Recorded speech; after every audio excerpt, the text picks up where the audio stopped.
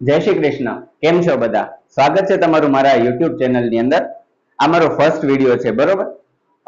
હું એક tuition class ચલાવું છું, ટેસ્ટ ટ્યુશન ક્લાસના નામથી. તો એ જ નામથી હું મારું આજે YouTube ચેનલ સ્ટાર્ટ કરવા જઈ રહ્યો છું.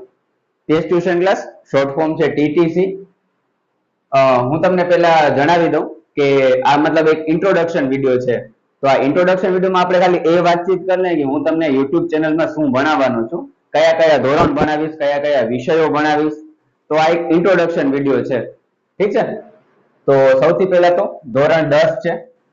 ધોરણ 10 અને 12 તમને ખબર જ હશે, બોર્ડ છે, બરોબર? જે આપણે ભણીએ છીએ બોર્ડ ઉપર, તો આ બોર્ડ છે. તો ધોરણ 10 અને ધોરણ 12 એ બેની તૈયારી કરાવીશ, પ્લસ ધોરણ 11 છે એની તૈયારી હું તમને મારા YouTube ચેનલમાં કરાવીશ, અને ખાલી સાયન્સની જ, બરોબર? અને જો સમય મળશે તો JEE નીટ અને ગુજકેટ આની તૈયારી પણ આપણે સાથે કરશું. પણ JEE નીટ કે ગુજકેટ માટે હું તમને એ સજેશન આપીશ કે અગર પોસિબલ હોય ને તો એના કન્સેપ્ટ ઉપર વધારે ફોકસ કરજો. જો તમારો કન્સેપ્ટ ક્લિયર હશે ને તો JEE નીટ છે, ગુજકેટ છે, આ બધી પરીક્ષામાં કઈ વાંધો નહીં આવે, બરોબર? હવે આપણે એ વાતચીત કરી લઈએ કે કયા કયા વિષયો આપણે ભણવાના છે, બરોબર?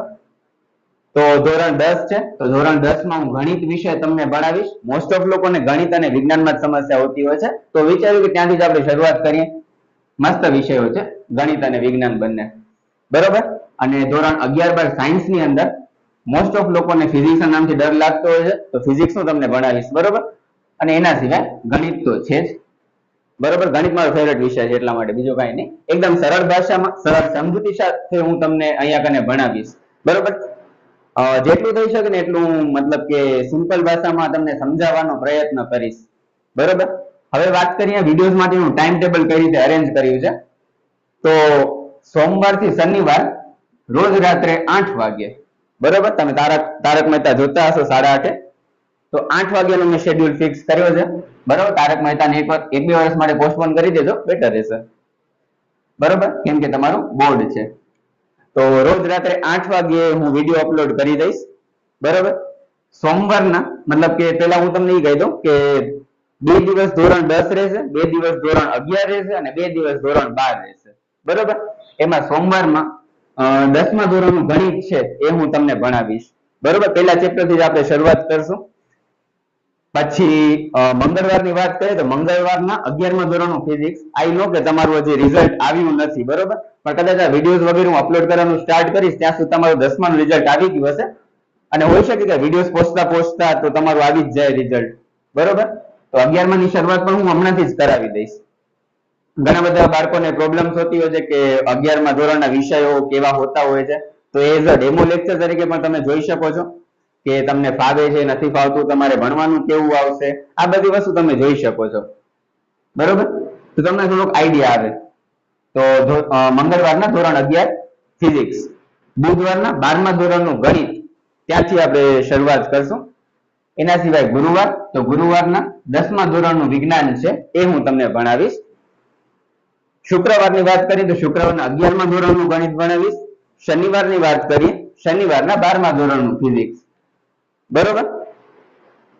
તો આ રીતનું આપણું ટાઈમ ટેબલ રહેશે. હા, એના સિવાય વિથ ટાઈમ સ્ટેમ્પ છે. ટાઈમ સ્ટેમ્પ કદાચ તો તમને ખબર હશે, પણ ન ખબર હોય તો તમને સમજાવી દઉં કે ટાઈમ સ્ટેમ્પ કોને કહેવાય. તો માની લો કે તમારે અત્યારે 10મા ધોરણમાં ભણો છો અને 10મા ધોરણમાં તમને બીજા ચેપ્ટરનો વિડીયો મેં અપલોડ કર્યો છે. બીજા ચેપ્ટરનો વિડીયો તમે આખો જોવા જશો તો તમને વધારે સમય જોઈશે, અને તમને માની લો કે તમને ખાલી ત્રીજા ઉદાહરણમાં ડાઉટ છે, બાકી બધું તમને આવડે છે, તમને ખાલી ડાઉટ છે એ વાળો ક્વેશ્ચન તમારે જોવો છે, તો તમે મારા વિડીયોના ડિસ્ક્રિપ્શનમાં જાશો ને તો ત્યાં કને લખેલું હશે આવી રીતે કે ઉદાહરણ 3, અને અહીંયા કને એનો સમય લખેલો હશે. ધારો કે 4 મિનિટ થી ચાલુ થતું હશે ત્રીજો ઉદાહરણ, તો 4 મિનિટ એવું લખેલું હશે, તો તમે 4 મિનિટ ઉપર ક્લિક કરશો ને ડાયરેક્ટ ઉદાહરણ 3 માં પહોંચી જશો. એવી તમારે કોઈ સ્વાધ્યાયમાં ડાઉટ હોય તો ડાયરેક્ટ સ્વાધ્યાયમાં પહોંચી જશો. હવે આપણે ફિઝિક્સ ની વાત કરીએ તો ફિઝિક્સમાં ધારો કે તમને કોઈ ટોપિકમાં ડાઉટ છે, ધારો કે માની લો કે 11મા ધોરણમાં તમે પ્રક્ષિપ્ત ગતિ વાળામાં ડાઉટ છે, તો ડાયરેક્ટ તમે ચોથા ચેપ્ટરમાં આવે છે વાળો ટોપિક પ્રક્ષિપ્ત ગતિ વાળો, તો ચોથા ચેપ્ટરમાં તમે ડાયરેક્ટ જશો ને એમાં પ્રક્ષિપ્ત ગતિ વાળો ટોપિક લખેલો હશે, ત્યાં પ્રક્ષિપ્ત ગતિ માં તમે ટાઈમમાં ક્લિક કરશો એટલે ડાયરેક્ટ તમે ત્યાં પહોંચી જશો, તો તમારો સમય પણ બચી જશે. આખો વિડીયો જોવો તો જોઈ શકો છો, બરોબર? હવે એના સિવાય માની લો કે તમે વિડીયોઝ વગેરે મારે જોવો છો પણ તમને કઈ ડાઉટ છે, તમને કઈ નથી સમજાતું, બરોબર, તો શું કરવાનું? તો જો કોઈ ડાઉટ હોય તો તમે મારા ઇન્સ્ટાગ્રામ ઉપર જઈ શકો છો. તેજ ટ્યુશન ક્લાસના નામથી જ મારું ઇન્સ્ટાગ્રામ અકાઉન્ટ છે, બરોબર. તો ત્યાં તમે મને મેસેજ કરી શકો છો. અગર પોસિબલ હશે તો તમને જવાબ આપીશ. અત્યારે ઇનિશિયલ લેવલ ઉપર તો સંખ્યા ઓછી જ હશે, તો બેટર છે કે હું જવાબ આપી શકીશ, વાંધો નહીં આવે, બરોબર. અથવા તો તમે કમેન્ટ સેક્શન, મારા જે વિડીયો છે એના કમેન્ટ સેક્શનમાં પણ પૂછા કરી શકો છો. તો કમેન્ટ સેક્શનમાં હું તમને જવાબો આપી દઈશ. આ કવિતા ઉપર આપણે પછી આગળ વધી. હવે માની લો કે તમે અહીંયા કને રહ્યો છો કચ્છની અંદર, કચ્છમાં અંજાર કરીને એક સરસ મજાનું શહેર છે. તો ત્યાં કને અગર તમે રહ્યો છો તો અને તમને ઓફલાઈન એડમિશન લેવું હોય તો એના માટે તમે મારા જે નંબર છે એના ઉપર ક્લિક કરી મતલબ કે એના ઉપર કોન્ટેક્ટ કરી શકો છો. તો ઓફલાઈન એડમિશન માટે અહીંયા કને તમે જઈ શકો છો. એના સિવાય મારું એડ્રેસ છે એ મારા વિડીયોના ડિસ્ક્રિપ્શનમાં આપેલું હશે, તો ત્યાં તમે એડ્રેસ જોઈ શકો છો. હું તમને કહી દઉં તો ગ્રીનલેન્ડ સોસાયટી છે અંજાર આદિપુર રોડ ઉપર, ત્યાં કને મારું ટ્યુશન ક્લાસ છે, બરોબર. ઠીક ઠાક સંખ્યા છે, 80 ની આજુબાજુ સંખ્યા છે, તો સારી એવી સંખ્યા છે. હા, મોટા ધોરણની સંખ્યા ઓછી છે, બરોબર. તો તમે મોટા ધોરણમાં છો 10, 11, 12 માં, તમને મારી મેથડ ફાવે છે, તમને મારી ભણવાની સ્ટાઇલ ફાવે છે, તો તમે મારો કોન્ટેક્ટ કરી શકો છો. એના સિવાય હવે વિડીયોઝ વગેરે હું અપલોડ કરું છું, હોઈ શકે મારાથી ઘણી બધી ભૂલ વગેરે થશે, કેમ કે મને ઓનલાઈન ભણાવવાનો કોઈ અનુભવ નથી. તો હોઈ શકે ઘણી વખત એકને એક વસ્તુ વારંવાર રિપીટ કરું, એ પણ થઈ શકે. થોડીક નર્વસનેસ પણ અત્યારે કદાચ તમને મારા ચહેરા ઉપર દેખાતી હશે, ફર્સ્ટ વિડીયો છે એટલા માટે. તો તમને કોઈ એવા સજેશન્સ હોય, કોઈ ફીડબેક વગેરે હોય, કોઈ આપવું હોય કે આ વસ્તુ ઇમ્પ્રુવ થઈ શકે છે, આ રીતે તમે ભણાવી શકો છો, કાંઈ વસ્તુ સમજમાં ના આવતી હોય, મને મારા તરફથી કાંઈ સુધારો કરવાની જરૂર હોય એવું તમને લાગતું હોય, તો એ બધી વસ્તુ જે છે એ તમે કમેન્ટ સેક્શનમાં લખી શકો છો, બરોબર. હવે ક્યારથી આપણે આ ચાલુ કરવાનું છે? તો 5 તારીખથી આપણે શરૂ કરશું, 5 મે થી. 5 મે 2025 એટલે કે સોમવારથી મારા વિડીયોઝ થી અપલોડ થવાનું ચાલુ થઈ જશે, બરોબર. હવે હું જરા ભણાવવાની મેથડ કહી દઉં કે કઈ રીતે છે. તો ધોરણ 10 છે, તો ધોરણ 10 ની અંદર ગણિત વિષય છે, તો એનામાં આપણે લાઈન વાઇઝ જ જાશું, જેમ કે ઉદાહરણ પછી એનું સ્વાધ્યાય, ઉદાહરણ સ્વાધ્યાય, એ રીતના મારા વિડીયોઝ હશે, બરોબર. ધોરણ 10 વિજ્ઞાનની વાત કરું, ધોરણ 10 માં વિજ્ઞાનની અંદર આખું વિડીયોની અંદર પેલા થિયરી હશે, એના પછી ઇન્ટેક્સ્ટ અને સ્વાધ્યાયના પ્રશ્નથી આપણે લખતા શીખશું. મોસ્ટ ઓફ બાળકોને છે ને ક્વેશ્ચન આન્સર વિજ્ઞાનની અંદર ગોખતા હોય છે, પણ વિજ્ઞાનથી ગોખવાનો વિષય નથી, બરોબર. તમને તમારી પ્રશ્ન જવાબ લખતા આવડવા જોઈએ, તમને બેઝિક કન્સેપ્ટ ક્લિયર હશે, તમને વસ્તુ યાદ હશે, કોનામાં શું આવશે એ ખબર હશે, તો વિજ્ઞાન છે સાવ રમકડું છે, ક્રિકેટ કરતા સહેલું વિજ્ઞાન છે, બરોબર. ફિઝિક્સ ની અંદર 11મા ધોરણમાં તમારા માટે એક નવો વિષય છે, બરોબર. ફિઝિક્સમાં થિયરી અને દાખલા 2 પોર્શન હોય. હવે 10મા ધોરણ સુધી જ્યારે હું 10મામાં હતો ને ત્યાં સુધી તો મેં દાખલાઓને સ્કીપ જ કર્યા છે, કેમ કે મને ફિઝિક્સ એટલું મજા ના આવતી, ગમતું નહીં. અને સાચું કહું તો 10મા સુધી મને ખબર જ નથી કે ફિઝિક્સ શું છે, કેમ કે અત્યારે બધી ગાઈડ અલગ અલગ આવે છે, તમને અલગ અલગ પોર્શન કરીને આપે છે, પણ જ્યારે હું ભણતો ને ત્યારે આ બધી વસ્તુઓ હતી નહીં, બધા ચેપ્ટર મિક્સમાં હતા, તો મને ફિઝિક્સ એટલે શું ખબર હતી નહીં 10મા સુધી તો. અને દાખલા વગેરે જે આવતા હું સ્કીપ જ કરી દેતો, મને મજા ના આવતી. પણ 11મા અને 12મા ધોરણમાં દાખલાથી તમારા માટે એક વરદાન છે. 12મા વાળાને તો ખબર જ હશે કે દાખલાઓના કારણે તમે વધારે માર્ક્સ કવર કરી શકો છો, પણ 11મા વાળા માટે પણ કહી દઉં કે દાખલા મતલબ કે સમજી લો ને 40 થી 50% તમને દાખલાઓ જનરલી આવતા હોય છે પરીક્ષામાં, ડિપેન્ડ કરે સ્કૂલ ઉપર. બાકી 12મા ધોરણમાં 30-40 30% થી 50% ની વચ્ચે તમારે દાખલા હોય છે બોર્ડની પરીક્ષામાં, બરોબર.